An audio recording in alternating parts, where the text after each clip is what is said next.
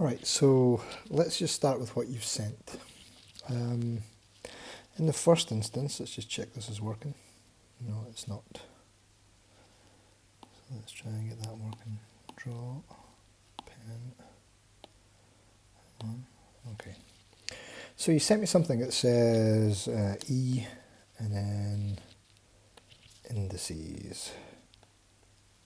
Well, before we start, there's a bunch of rules that you need to know about indices. And we'll take you through each one roughly of what you need to know. And I'll give you some little tasks to do. Well, maybe not some tasks, but certainly to try some ones on your own. You've probably done most of them already. But in the first instance, which is 1, which is simplify, which I think you probably know how to do, but just in case you don't, we need one rule in particular for the first 8 things up to H. We need those things. So I'll take you through each one that's slightly more complicated than the rest, or when there's a change, in fact. If we had a to the n multiplied by a to the m, that equals a to the m plus n. Okay, so if you had a to the n times a to the m, or the other way around, it doesn't matter, it's equal to a to the power of m plus n. So basically you're adding them together if there's a times. That's the rule that we're going to be using. And that can apply for as many of these as we need. All right. So the first question, which I'm pretty sure you know how to do, fairly straightforward, is c to the power 4 times c squared. Now, following these same rules, because the a does not matter at all, I can then rewrite this as c to the power of 4 plus 2, which is equal to c to the power 6.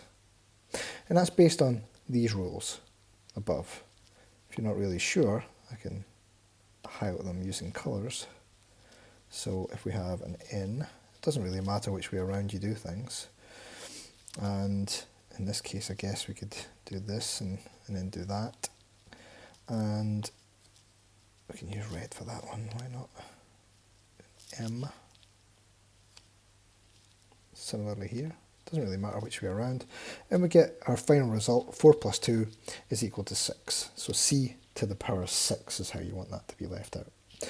Now I think for what you need to do, I think you should probably do, okay, so if I just put in a little bit here that says you do B and C.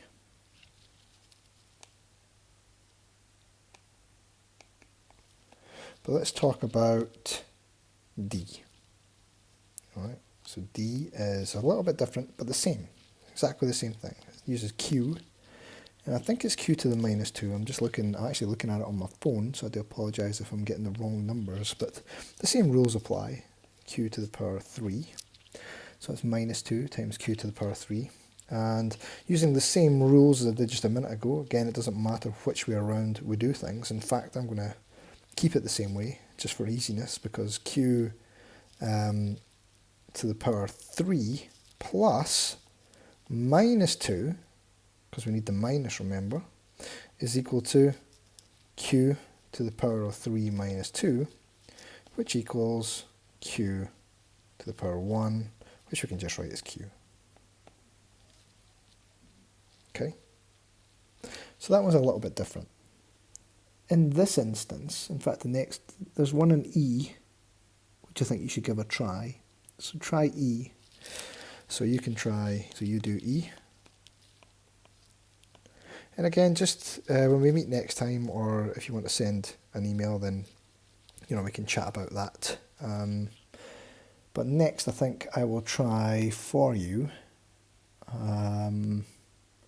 F, because F's a little bit strange, isn't it? And we have to come across that again. Oops. So I'm just trying to zoom in here and move up. Okay, so F. F's a little bit different. F. So we've got 3, I believe it's 3x to the power 3 So pretty straightforward number. So 3x to the power 3 times 5x squared. Now we need a rule. We've forgotten a rule. It's somewhere up there, so maybe we could go and get it, or we could just have a little look if you want. So let's go and get a rule. Okay, there it is up there. Should we lasso it? Let's try lassoing it. See if we can steal it by bringing it down here. Make a nice little copy. Well, perhaps we should copy it, but we'll bring it down with us so we can remind ourselves what that rule is. And we'll go back up again. So in this case, the x is basically your a's and the n and the m is exactly the same, but we've got these numbers in front. We've got these coefficients that we don't really need.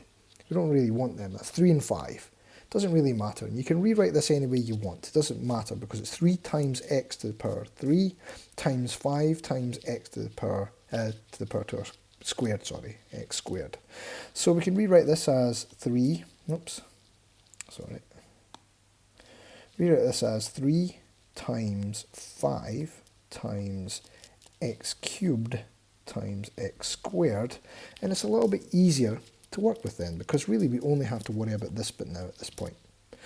We can make life easier for ourselves and just say, well, that's 15 times x cubed times x squared. Why is it 15? Because 3 times 5 equals 15. Sorry about the mistake down there. That's my trailing arm on these things. Next we can deal with x cubed times x squared, and using our rule we can then say, well, 15 times x cubed plus, or x to the power 3 plus 2, using our rule of n and m again, because we're only dealing with really this part now. Okay, but we're still multiplying. Then we can say that 15x to the power 5 is our answer.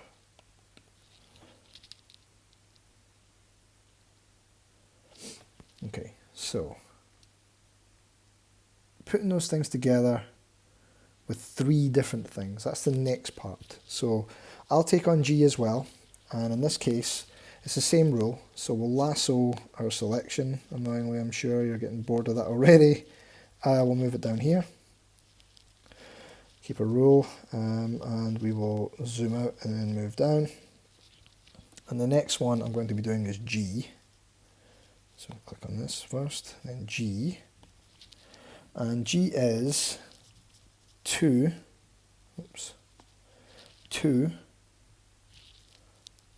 r to the power 4 times r squared times 5r to the minus 1. Now we've got 3 things this time, but the same rule still applies. Doesn't matter how many you've got, the same rule still applies. But we also have these numbers in front, which is really annoying. So we have to do something about those. So let's collect the like terms, as you've probably come across before in S1 and S2. So we'll put 2 times 5, because this is the way it's written, remember? 2 times r to the power 4 times r squared times r to the power, times 5r to the power minus 1, I hope that's right. So, you know, it doesn't matter what order you put them in, you're multiplying anyway. So 2 times 5 times r to the power 4 times r squared times r to the minus 1. Now we can do each one, you know, a bit at a time. In fact, we'll just get rid of the first part. So again, multiplying that. And we've got an r here, we've got 4, and I'm going to add the 2 because that's what the rule says I should do. But also I'm going to add the minus 1 because it doesn't matter how many there are, it's just you add the minus 1. So that equals 10 times r to the power of 4 plus 2 minus 1, which equals 10 r to the power 5.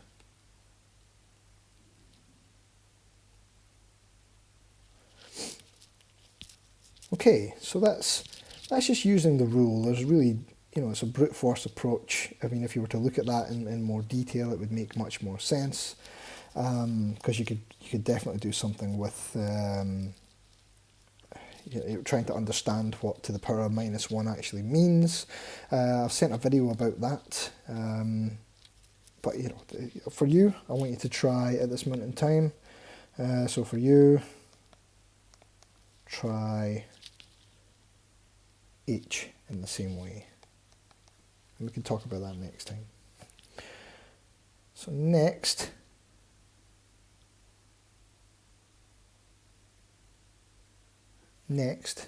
we have I, which is a little bit different, but it's not.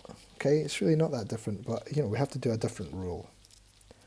Okay, so let's go up here. We need a new rule, okay?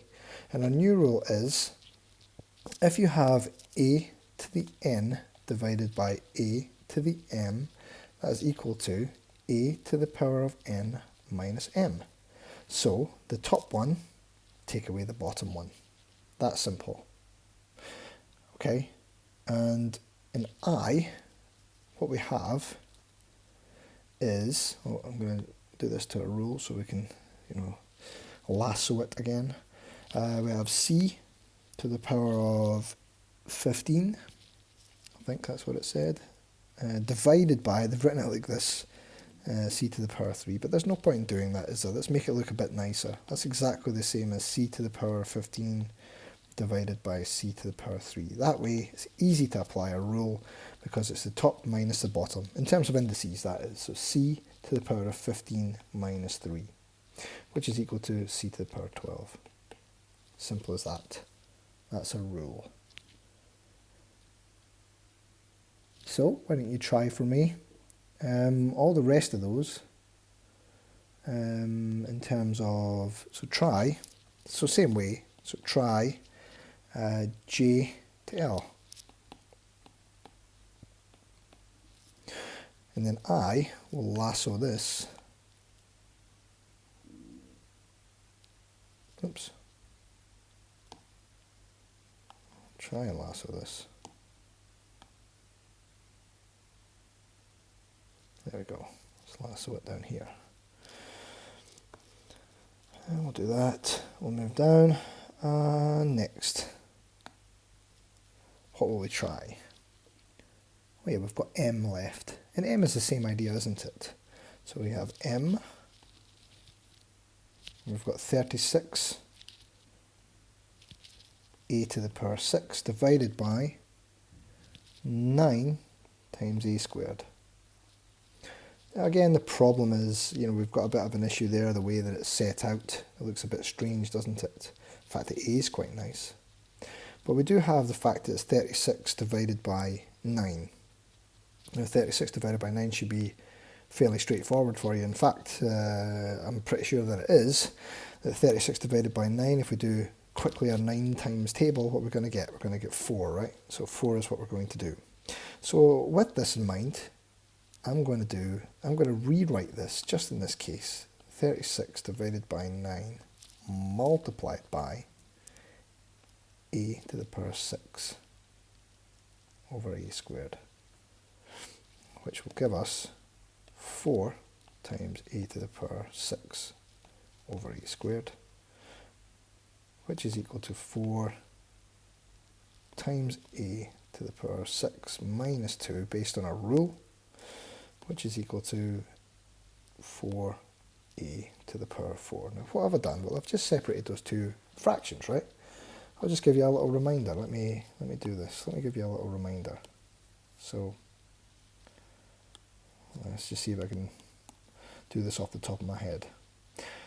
If we had 2 to the power of 4, 2 over 4 times 2 over 4, okay, so that's basically 1/2 multiplied by 1/2, we could rewrite this as 2 times 2 over 4 times 4, which is exactly what we have here. And really, we've just moved, instead of going from this way to that way, we have done it the other way around. We have said, well, we have this, and I'm just going to separate the numbers out and leave the letters left over. But as long as the values are the same, it's fine.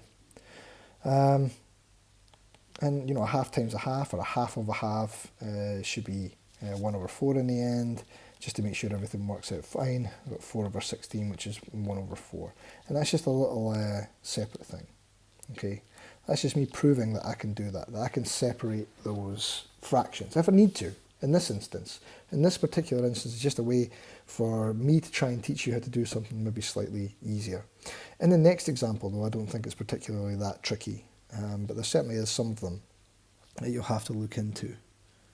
But I think you could manage those things. The one with the denominator lower than the denominator higher than the numerator, so that's 7 over 21, that one's a little bit strange because you're going to be left with a fraction, so like 1 over 3 or something like that.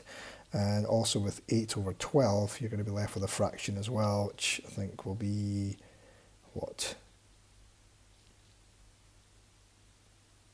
2/3? 2/3, something like that. Yeah, something along those lines. I think that's what it says. Yeah, 8 over 12 multiplied by 8z to the power 5 over 12z to the power 3. Yeah. So yeah, just separate them out, turn them into fractions and keep them separate until you have to put them back together again.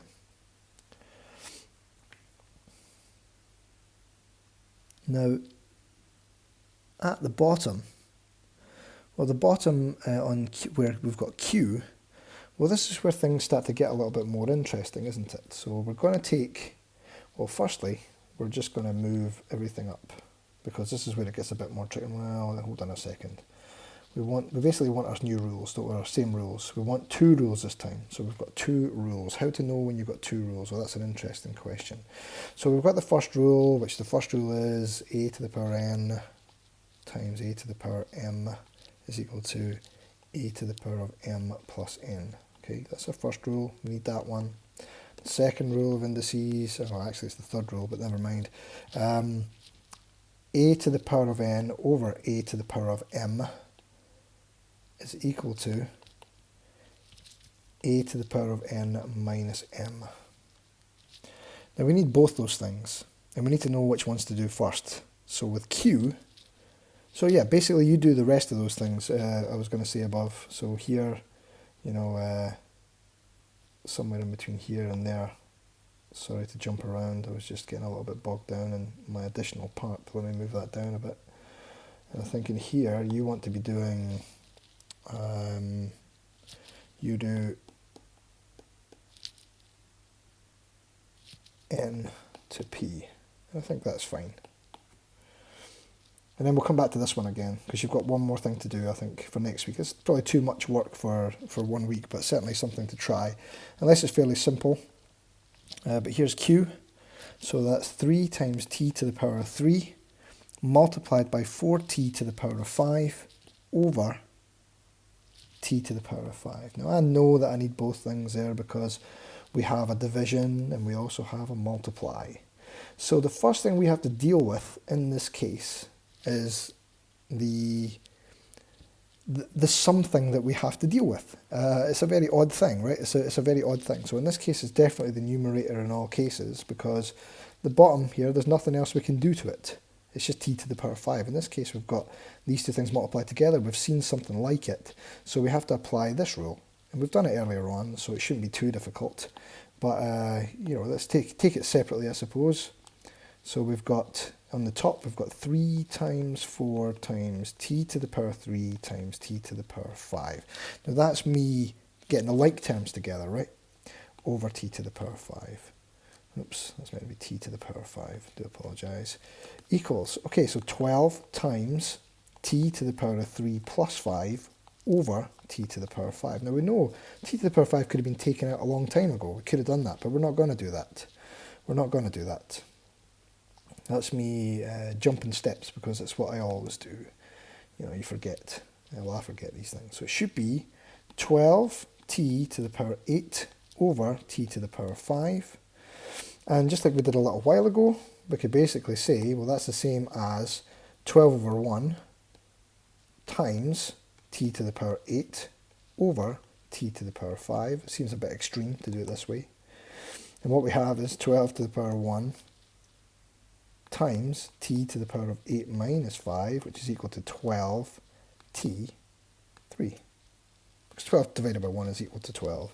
I just separate them like that. If people are having difficulty, remember there's always a 1 in front there. But if people are having difficulty, I always just separate and do it that way. That's the way that I do things if I'm trying to explain something to someone. Now, yeah, we have a very interesting scenario for, you can do R. Yeah, you do R. I mean, you might have done it already, but it's always good practice. And the next thing is S. So I'm going to try S. And then you can try T, and then we can finish off there. So S is P cubed Q to the 4 divided by P cubed times Q to the 3. Now, in my opinion, it would be easier to do this in a really old-fashioned way. You know, just basically write them all out, all the multiples out, and just cancel them out. It's really quite really simple that way. But in our case, we can, you know, easily solve this. But why don't we do it both ways? I mean, you know, in the old-fashioned way, what would you say? Well, it's P times P times P times Q times Q times Q times Q. I mean, you wouldn't have to do that once you know what you're doing, but P times P times P times Q times Q times Q. And all you basically do is that, right?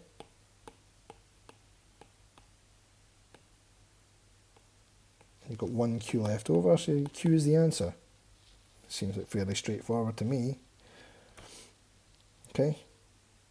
But if you were to do that another way, well, the way that I've been showing you, well, we could do P cubed over P cubed times Q to the 4 over Q to the 3. Clearly that's going to be P to the power of 3 minus 3, which is 1, or P to the 0 is 1. That's another rule, by the way. A to the naught is equal to 1. So P minus 3, P3 minus 3, P to the power of 3 minus 3, then we have Q to the 4 minus 3. Then if we go down here a bit, we get the same answer. We get basically 1 times Q, well, let's do P to the naught times Q to the 1, which is equal to 1 times Q, which is equal to Q. Now lastly, I know I'm jumping around there, but that's basically what we've got. I think just slow it down and have a look at it. I think what you should do, is that S that I've done? I think it's S. Yeah, S. Now you try for me. T. Do it whichever way you want. I mean, in my opinion, you're probably better off doing the indices way. I mean, obviously, because it's for indices. I can try and do question 2 for you for next time. We can have a little look. Okay.